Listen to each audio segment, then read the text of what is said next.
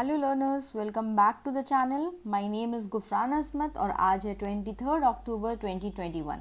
तो चलिए देखते हैं prelims pointers daily newspaper analysis में आज के लिए हमारे पास कौन कौन से इम्पॉर्टेंट इन्फॉर्मेशन है। तो सबसे पहला जो इन्फॉर्मेशन है वो स्ट्रैटेजिक रिजर्व कोल और गैस के लिए चाहिए। तो मैं आपको बता दूं कि India already strategic petroleum reserve maintain करता है, बट सेंटर ने अभी स्ट्रेस किया है कि we have a need to preserve और रिजर्व बनाना है हमको इम्पोर्टेड कोल एंड गैस का, जैसे कि हम पेट्रोलियम प्रोडक्ट्स के लिए पहले से करते हैं। तो ये जो आइडिया है अटल बिहारी वाजपेयी का 1998 में ये आइडिया उन्होंने दिया था कि इंडिया को नीड है कि पेट्रोलियम रिजर्व को वो रखे ताकि हम जो ऑयल मार्केट है उस चीज़ को थोड़ा सा मैनिपुलेट कर सके या फिर जो क्राइसिस सिचुएशन है उसको थोड़ा हैंडल कर सके। क्योंकि क्या होता है कि अगर प्रोडक्शन कट हो जाता है आपका ये ओपेक कंट्रीज से, अगर उन लोगों का कुछ इशू चलता है, वॉर चलता है, तो ये ऑयल क्राइसिस हो जाता है जिसके वजह से इंडिया में भी हमारा जो प्राइस है वो बहुत ज़्यादा बढ़ जाता है। तो अटल बिहारी वाजपेयी ने बोला था कि क्यों ना हम पेट्रोलियम रिजर्व्स इंडिया में बना ले ताकि वो हमें लॉन्ग टर्म सोल्यूशन प्रोवाइड कर दे कि हम जो ऑयल मार्केट है उसको थोड़ा मैनेज कर पाए। तो स्ट्रैटेजिक रिजर्व इंडिया में पेट्रोलियम के लिए क्या क्या स्ट्रैटेजिक रिजर्व है? अभी फ़िलहाल जो है इंडिया का जो क्रूड स्टोरेज है उसकी रिफाइनरी 64.5 डेज़ का मेंटेन करते हैं। तो बट ओवरऑल में आप देखेंगे तो इंडिया के पास 74 डेज़ का स्टोरेज है हमारे पास, कि अगर हमारा बिल्कुल भी बाहर से पेट्रोलियम क्रूड ऑयल आना बंद हो जाए फिर भी हम 74 डेज़ तक मेंटेन कर सकते हैं उस चीज़ को। तो अगर मेंटेन कर सकते हैं तो इनको हम किसी लोकेशन में स्टोर भी करते होंगे। तो हाँ, तो गवर्नमेंट ऑफ इंडिया जो है उसने सेटअप किया है कुछ लोकेशन में, 2 फेजेस में ये काम किया है गवर्नमेंट ऑफ इंडिया ने। तो पहला फेज़ में जो उन्होंने है वो 3 लोकेशन आइडेंटिफाई किया था। पहला वो विशाखापट्टनम आपका आंध्र प्रदेश हो गया, नेक्स्ट आपका मैंगलोर था और आपका पादुर था। ओके, तो ये विशाखापट्टनम का आपका लोकेशन हो गया। ओके, मैंगलोर हो गया आपका, Mangalore and Padur is also a location in Karnataka and Mangalore is also a location in Karnataka. तो ये 3 लोकेशन फर्स्ट फेज में आइडेंटिफाई गए थे जिसमें 5.33 MMT का आपका स्टोरेज यहाँ पे डिफाइन किया गया था। ये आपका ये डेटा उतना इंपॉर्टेंट नहीं है, लोकेशन आपको ध्यान में देना है। तो जो 3 लोकेशन था, पहला विशाखापट्टनम और 2 कर्नाटका में था, मैंगलोर एंड पादुर। उसके बाद 2 और लोकेशन प्लान किया गया।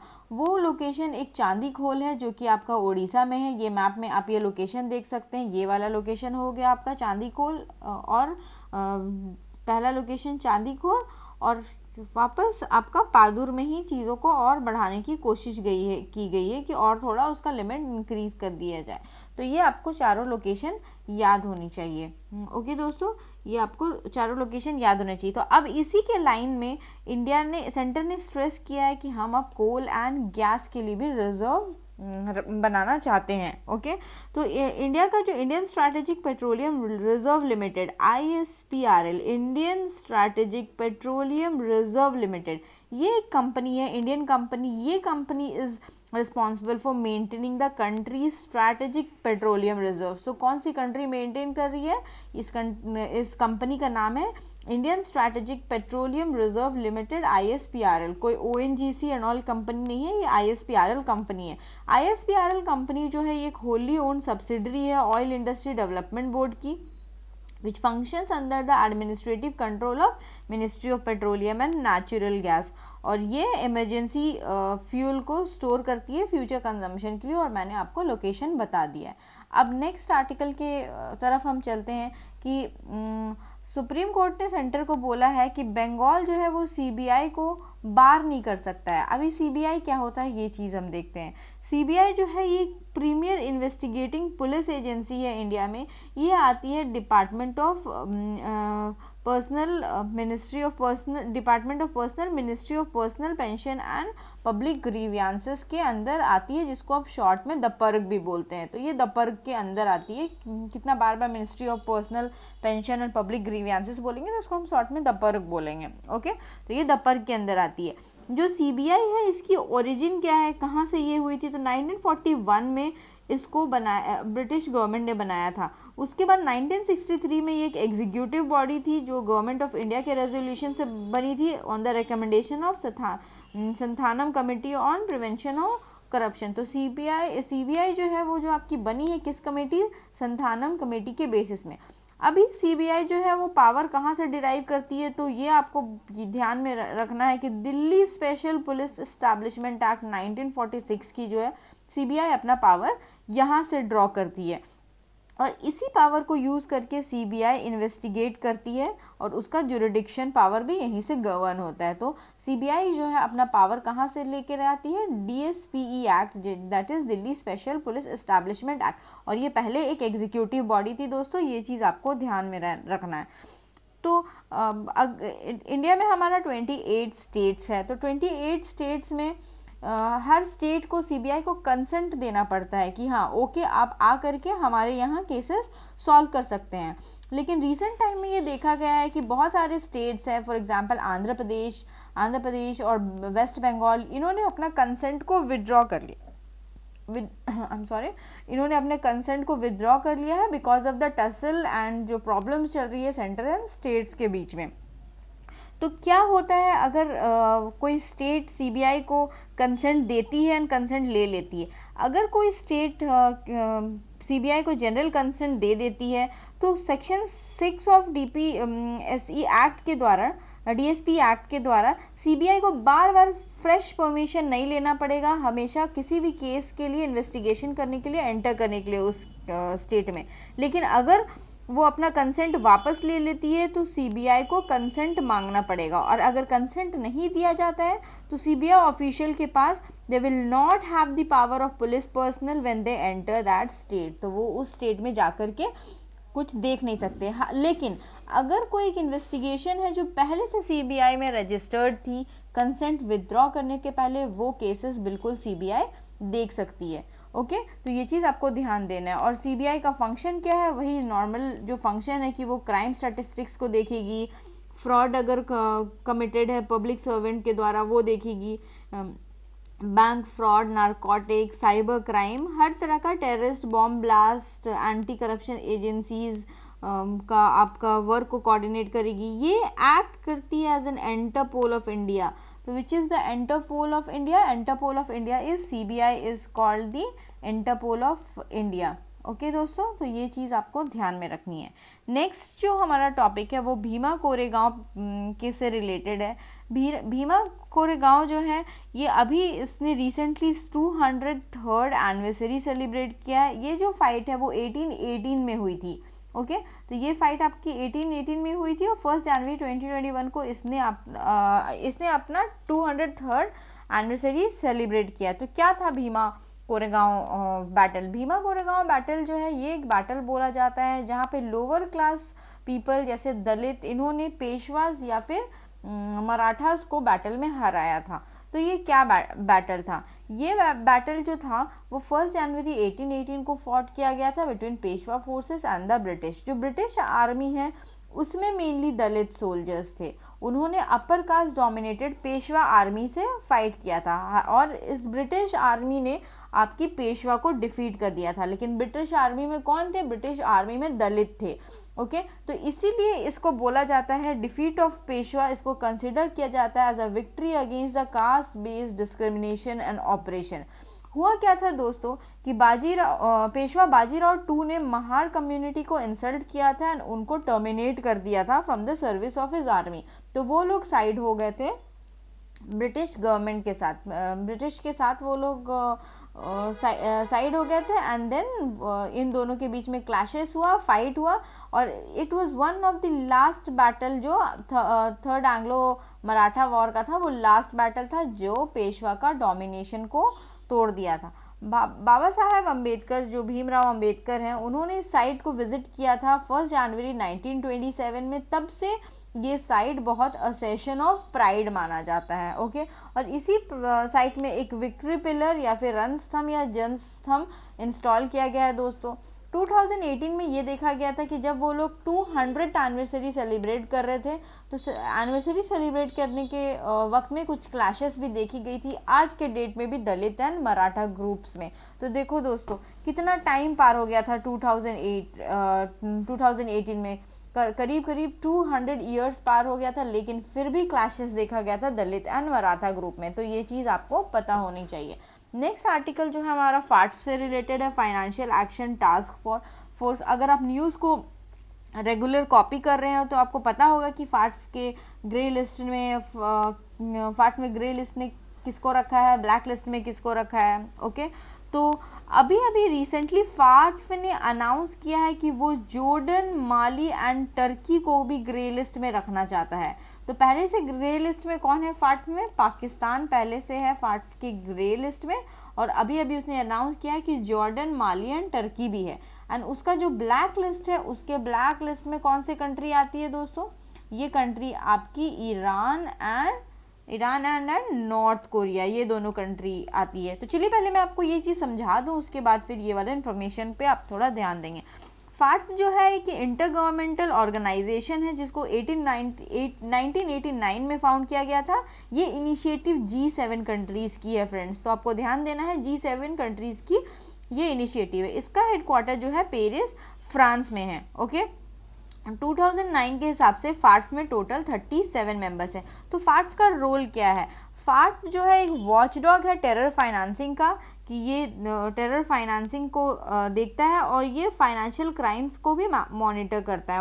ये मनी लॉन्ड्रिंग एंड आपका टेरर फाइनेंसिंग दोनों चीज़ को देखता है। जो इंडिया फाट्फ का मेंबर है कि नहीं, ये चीज़ आपको ध्यान देना है। जी हाँ, बिल्कुल, इंडिया जो है 2010 में ही फाट्फ का मेंबर बन गया था। बट क्या पाकिस्तान फाट्फ का मेंबर है दोस्तों? No, Pakistan is not a member of फाट्फ।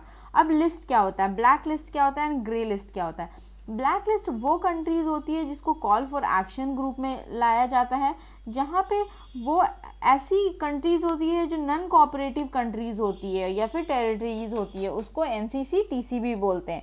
Grey list वो कंट्रीज़ होता है जिसको हम वॉच में रखते हैं कि हमको लग रहा है कि ये जो कंट्री है टेरर फंडिंग को या फिर मनी लॉन्ड्रिंग को सपोर्ट करिए, तो वैसे कंट्रीज़ को हम ग्रे लिस्ट में रखते हैं। तो आपको अभी ध्यान देना है कि ब्लैक लिस्ट में आपकी कितनी कंट्री है? ब्लैक लिस्ट में आपकी ईरान एंड नॉर्थ कोरिया है, और ग्रे लिस्ट में आपकी कौन सी कंट्री थी? पाकिस्तान आपकी पहले से ग्रे लिस्ट में थी। अभी उन्होंने अनाउंस किया है कि माली, जॉर्डन एंड टर्की, ये जो आपकी कंट्रीज़ है, इसको दे हैव अनाउंस्ड कि हम इसको भी ग्रे लिस्ट में डाल देंगे। तो आपको ये कंट्रीज़ का लोकेशन पता होना चाहिए दोस्तों कि जॉर्डन कहाँ है, टर्की कहाँ है। और अगर नहीं है तो हमारा मैपिंग सीरीज़ चल रहा है, तो मैपिंग सीरीज़ में जा कर के आप देख सकते हैं। मैंने एशिया का सारा कंट्रीज़ डिस्कस किया है, तो ये 2 कंट्री तो आपको वहाँ से पता चल जाएगा। एंड माली आपका अफ्रीका में आ जाएगा। तो आप जा कर के उस प्लेलिस्ट को खोल करके आप सारे कंट्रीज़ का लोकेशन देख लीजिएगा, क्योंकि वो आपके प्रिपरेशन में बहुत ज़्यादा हेल्प करेगी। नेक्स्ट जो हमारा ओके, ये पाकिस्तान का हिस्ट्री बताया हुआ है यहाँ पे। फाट्फ का हिस्ट्री क्या रहा है पाकिस्तान का, कि कैसे वो ग्रे लिस्ट में आया, फिर वह ग्रे लिस्ट से निकल गया, फिर उनको वापस से ग्रे लिस्ट में रख के इवैल्यूएट किया गया। तो ये बस एक हिस्ट्री का टाइमलाइन दिया है, ऐसे कुछ ये ज़्यादा इंपॉर्टेंट नहीं है। अब अगर कोई भी कंट्री फाट्फ के ग्रे लिस्ट में आ जाता है तो उस कंट्री के ऊपर क्या कॉन्सिक्वेंसेस होते हैं? तो कॉन्सिक्वेंसेस ये होता है कि उनको बहुत सारा इकोनॉमिक सैंक्शंस लग जाता है, वो लोन नहीं ले पाते हैं world bank, ADB, Asian development bank या फिर मॉनेटरी IMF यहाँ से, तो लोन का प्रॉब्लम हो जाता है, उनको ट्रेड में सैंक्शन हो जाता है, उनको इंटरनेशनल बॉयकॉट होना स्टार्ट हो जाता है कि ये लोग बहुत ज़्यादा टेरर फाइनेंसिंग कर रहे हैं, तो इन कंट्रीज़ से के साथ हम ट्रेड नहीं करेंगे और इन कंट्रीज़ को हम बॉयकॉट करेंगे। इसलिए हर कंट्री प्रिवेंट करती है कि वो फाट्फ के ग्रे लिस्ट में ना आए। बट पाकिस्तान तो पाकिस्तान है, देखिए उसका हिस्ट्री कब से चल रहा है फाट्फ के साथ, ठीक है। तो नेक्स्ट जो हमारा आर्टिकल है वो एक डिज़ीज़ के बारे में है, जिस डिज़ीज़ का नाम है मस्तिटिस। ये एक जो डिज़ीज़ है, ये डिज़ीज़ बहुत ज़्यादा डेयरी कैटल जो है उसको इम्पैक्ट करती थी। तो अभी हाल फिलहाल में जो गुजरात के एक फार्मर है, उन्होंने एक मेडिसिन, एक जेल डेवलप किया है और वो जेल इस मेडिसिन को क्योर कर रही है। तो ये न्यूज़ में क्यों था कि गुजरात का जो नेशनल इनोवेशन फाउंडेशन है, उन्होंने डेवलप किया है हर्बल और कॉस्ट इफेक्टिव मेडिसिन जिसका नाम है मस्तिराक जेल। मस्तिष्क जेल जो है वो आपको ट्रीट करेगी मस्टिटिस को। और मस्टिटिस क्या is it a disease which affects the human beings? No, ये जो डिजीज़ है वो डेयरी कैटल का है। ये एक इन्फ्लेमेशरी ये जो डिजीज़ है जो inflammatory reaction mammary gland of the cow में कॉज करती है, जिसके वजह से मिल्क प्रोडक्शन एंड ऑल बहुत ज़्यादा डिक्रीज हो जाता है। और इसका जो रीज़न है वो बहुत सारा रीज़न है, ये वायरस, फंगस, बैक्टीरिया कुछ भी कॉज कर सकता है। इनका सिम्टम्स मैंने आपको वही बताया कि इनका मेमोरी ग्लैंड में इन्फेक्शन हो जाता है और बहुत रेडिश एंड हार्ड हो जाता है, जिसकी वजह से मिल्क क्वालिटी या मिल्क जनरेशन आपका बहुत लो लेवल पे हो जाता है। तो इसका जो ट्रीटमेंट है वो एंटीबायोटिक्स है, बट एंटीबायोटिक्स यूज़ करेंगे then again it is a public health hazard. इसीलिए मास्टरिक जेल डेवलप किया गया है। ये हमारा जो एक इंडिजीनियस हर्बल प्रोसेस है जो गुजरात बेस्ड फार्मर ने इस चीज़ को शेयर किया है, और ये एक सस्टेनेबल अल्टरनेटिव है toward treatment of mastitis with minimal use of antibiotic therapy. तो आपको ध्यान देना है mastitis is related to cattle. Okay, तो क्या फैक्टर्स हैं जो मस्टिटिस काउज करते हैं? तो आपका जेनेटिक भी हो सकता है, हायरार्की, आपका हाइजीन, हाउसिंग, तो मिल्किंग मशीन्स, तो बहुत सारा XYZ फैक्टर है। और इसको होने का reason virus, mycoplasma, fungus, bacteria सब कुछ है। तो ये चीज़ आपको ध्यान में देना है। ओके, नेक्स्ट है जीनो ट्रांसप्लांटेशन। जीनो ट्रांसप्लांटेशन या फिर इसको हेट्रोलॉजिस्ट ट्रांसप्लांट भी बोलते हैं। इस प्लांट में क्या होता है कि हम किसी भी दो लिविंग स्पीशीज़ में सेल्स, टिश्यूज़ या फिर ऑर्गन्स जो है उसका ट्रांसप्लांटेशन करते हैं, इसको जीनो ट्रांसप्लांटेशन बोलते हैं। ओके, और जो जिस चीज़ को ट्रांसफ़र किया जाता है, सपोज सेल्स को, टिश्यूज़ के, ऑर्गन्स को, उसको जीनोग्राफ्ट्स भी बोलते हैं या जीनो ट्रांसप्लांट्स बोलते हैं। तो न्यूयॉर्क के कुछ सर्जन्स ने सक्सेसफुली एक किडनी को ट्रांसप्लांट किया है from a genetically engineered pig. एक जेनेटिकली इंजीनियर्ड पिग था to a brain dead human. तो ये पिग और ह्यूमन के बीच में उन्होंने एक किडनी को, एक ऑर्गन को ट्रांसप्लांट किया है, तो इसको जीनो ट्रांसप्लांटेशन बोलते हैं। तो चलिए दोस्तों, देखते हैं आज का कुछ जितना भी हमने डिस्कस किया है प्रीलिम्स पॉइंटर्स में, उसका क्वेश्चन थोड़ा देख लेते हैं और आप पॉज करके अटेम्प्ट करने की कोशिश करिए। जीनो ट्रांसप्लांटेशन है ऑफ लिविंग सेल्स, टिश्यूज और organs from one species to another. क्या ये सही है? फाट फेक सेक्रेटेरिएट उसका जो है वो पेरिस एंड फ्रांस में है। Bhima Koregaon is related with third Anglo Mysore war. CBI ministry of home affairs के अंडर में काम करती है। ONGC एक इंडियन कंपनी है that is responsible for maintaining the countries petroleum reserve. तो आंसर देखते हैं। पहला वाला तो बिल्कुल सही है, फाट का भी हेडक्वार्टर OECD पेरिस फ्रांस में है, और ये G7 का इनिशिएटिव था। भीमा कोरेगांव मैंने आपको बोला था कि दलित एंड मराठास के बीच में फाइट हुआ था, मैसूर से यहाँ पे कोई भी कनेक्शन नहीं है, तो ये थर्ड एंग्लो मराठा वार होगा। मैंने आपको बताया था CBI फंक्शन करती है दपर्क के अंदर। ओके, ये दपर्क के अंदर ministry of personnel pension and public grievances and not home ministry. और मैंने आपको बताया था कि ONGC जैसी कोई भी कंपनी नहीं है जो मेंटेन करती है petroleum reserve in the country. In fact ISPRL उस कंपनी का नाम है। तो फिर थैंक यू दोस्तों, please like, share and subscribe the channel. और PDF के लिए आप हमारा टेलीग्राम चैनल को ज्वाइन कर लीजिए जिसका नाम है स्वेवन लर्नर्स। और सेम ये टेलीग्राम ID भी यही है और इंस्टाग्राम ID भी यही है, तो आप इस चीज़ को फॉलो कर लीजिए। Thank you, have a good day, bye bye.